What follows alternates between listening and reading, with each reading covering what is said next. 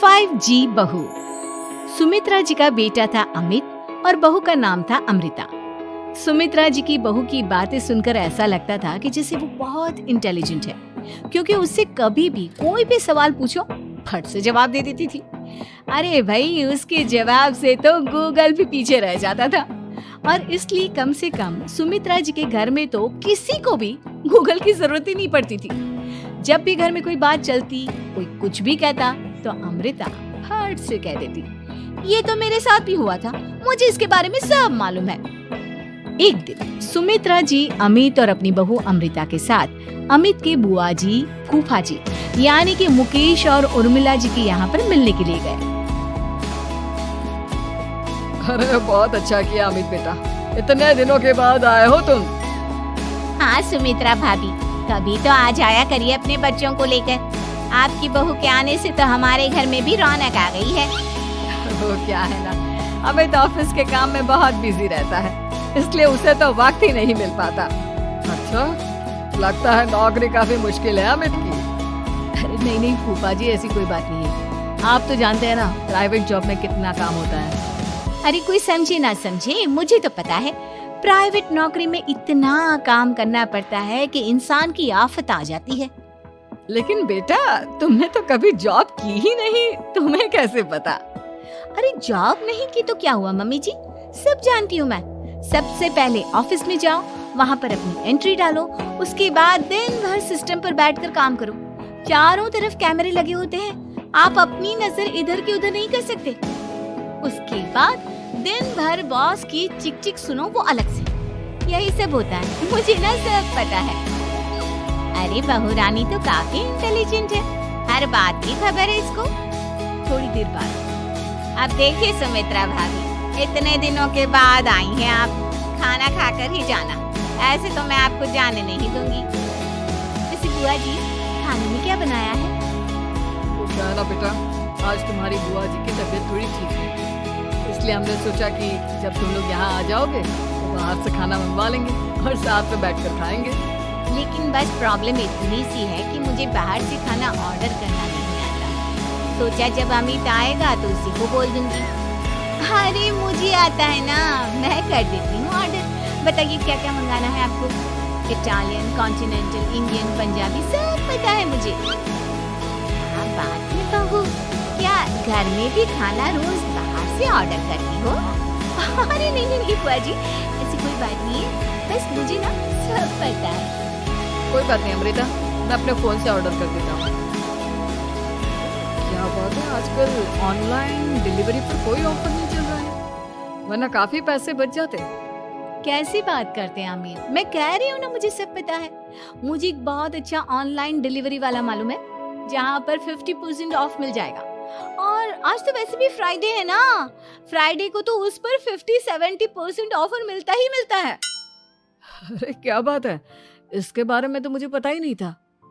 अरे बेटा, जिस चीज के बारे में किसी को पता नहीं होता, हमारी बहू को पता होता है। एक काम कर, तू उसी को ऑर्डर करने दे। क्या बात है अमृता बेटा, तुम तो बहुत इंटेलिजेंट हो, सब कुछ जानती हो। कुछ दिनों के बाद सुमित्रा जी की कुछ सहेलियां उनसे मिलने के लिए आती हैं। अरे सुमित्रा बहन कैसी हो, बहू कैसी है तुम्हारी?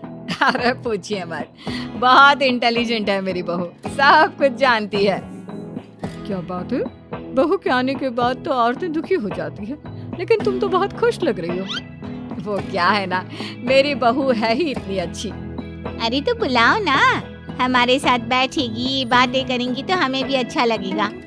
सुमित्रा जी अमृता को बाहर बुलाती हैं और उसके बाद सब लोग बातें करने लगते हैं। क्या बताऊं, कुछ दिनों से घुटनों में इतना दर्द हो रहा है कि चला भी नहीं जाता। अब बुढ़ापे में तो ये सब चलता ही रहता है, क्या कर सकते हैं। आंटी जी, आप योगा करिए, योगा और साथ में ना काले तिल खाया करिए, आपके घुटनों का दर्द भाग जाएगा।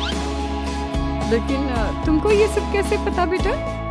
अरे मेरे भी घुटनों में दर्द होने लगा था, मैंने योगा किया और काले तिल के साथ गुड़ मिलाकर उनके लड्डू बनाकर खाए, एकदम ठीक हो गए मेरे पैर।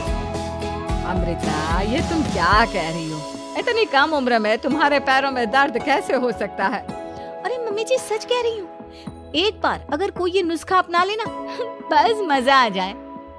ठीक है बेटा, अगर तुम कहती हो तो मैं ये करके देखती हूँ।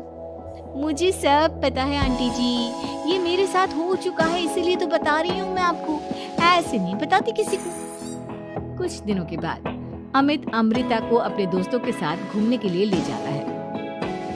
क्या यार, क्या जिंदगी हो गई है। सारा दिन ऑफिस का काम करते हैं, अपनी हेल्थ पर तो ध्यान ही नहीं दे सकते। अरे क्यों नहीं दे सकते अपनी हेल्थ पर ध्यान? सब दे सकते हैं, इंसान चाहे तो कुछ भी कर सकता है। क्या बात है भाभी, आप इतनी श्योरिटी के साथ कैसे कह सकती हैं? अरे आजकल ना एक से एक एप्लीकेशन है मार्केट में, और जानते हैं उसमें कुछ एक्सरसाइज तो ऐसी बताते हैं जिन्हें आप अपने ऑफिस में बैठे बैठे, मेरा मतलब लैपटॉप पर काम करते करते भी कर सकते हैं। अमृता, ऐसी एक्सरसाइज के बारे में तो मुझे भी नहीं पता था, तुम्हें कैसे मालूम? अरे मुझे सब पता है, हर चीज की खबर रखती हूँ मैं, जानते हैं ना। लेकिन ऐसी कौन सी एप्लीकेशन है और ऐसी कौन सी एक्सरसाइज है भाभी? एक मिनट, मैं आपको अपने मोबाइल में दिखाती हूँ। अरे वाकई में भाभी तो सही कह रही है। देखो यार, इस पे कितनी अच्छी एक्सरसाइज दिखाई दे रही है। अपनी चेयर पर बैठे बैठे एक्सरसाइज भी कर लो, काम भी और हेल्थ भी। वाह भाभी वाह, मजा आ गया। अमृता, तुम्हें इस बारे में कैसे पता? अब मेरे साथ जो चीज हो चुकी है उसके बारे में तो मुझे पता होगा ही ना अमित। मतलब तुम कब ऑफिस में काम करने गई जो तुमने ऑफिस करते करते एक्सरसाइज की? मैं जो किचन में काम करती हूँ अमित, घर के काम, वो किसी ऑफिस के काम से काम है क्या? बस मैं भी वो सब करते करते इनमें से कुछ एक्सरसाइज ट्राई कर लेती हूँ, इसीलिए मुझे सब पता है। सही है यार, तुम तो बहुत इंटेलिजेंट हो। कुछ दिनों के बाद ये क्या है? एक दोस्त ने मेरे साथ एक मजाक किया है, लेकिन समझ में ही नहीं आ रहा। अरे बेटा, तो अमृता से पूछ लेना, उसके पास कोई ना कोई जवाब जरूर होगा। ठीक कहती है मम्मी जी, मैं सब जानती हूँ।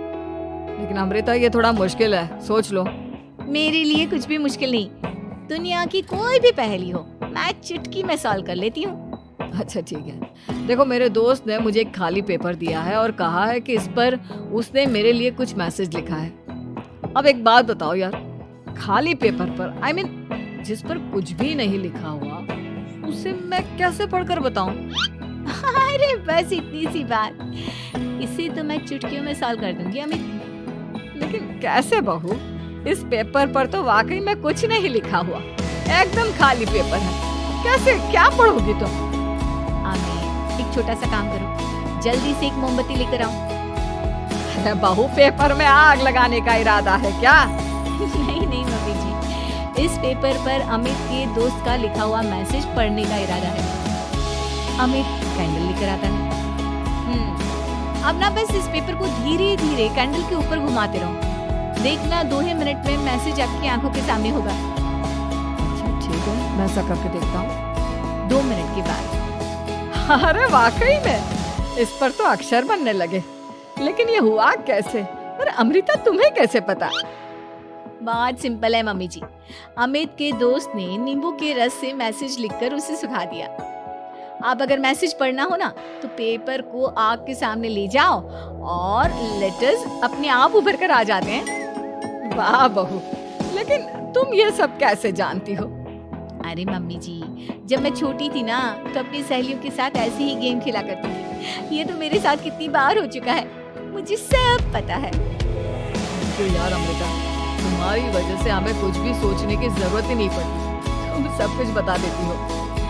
कुछ दिनों के बाद सुमित्रा जी को अमृता के प्रेग्नेंट होने की खुशखबरी मिलती है और सुमित्रा जी अमृता को डॉक्टर के यहाँ लेकर जाती है। देखिए सुमित्रा जी, आपकी बहू की तबीयत बिल्कुल ठीक है, किसी भी तरह की चिंता करने की कोई जरूरत नहीं है, लेकिन हाँ, उनको आयरन वाली डाइट खाने की बहुत जरूरत है। ठीक है डॉक्टर साहब, आप बता दीजिए मैं अपनी बहू को क्या क्या खिलाऊं ताकि उसकी तबीयत ठीक रहे और आने वाले बच्चे को भी। अरे मम्मी जी, इस पे डॉक्टर से पूछने की क्या जरूरत है, किशमिश है, अनार है, पालक है, ये सब खाना चाहिए, आयरन का लेवल बिल्कुल बराबर रहता है। अरे वाह, आपकी बहू तो सब कुछ पहले से ही जानती है। ये तो बहुत अच्छी बात है। देखो आयरन के साथ तुम्हें कैल्शियम भी खाना होगा।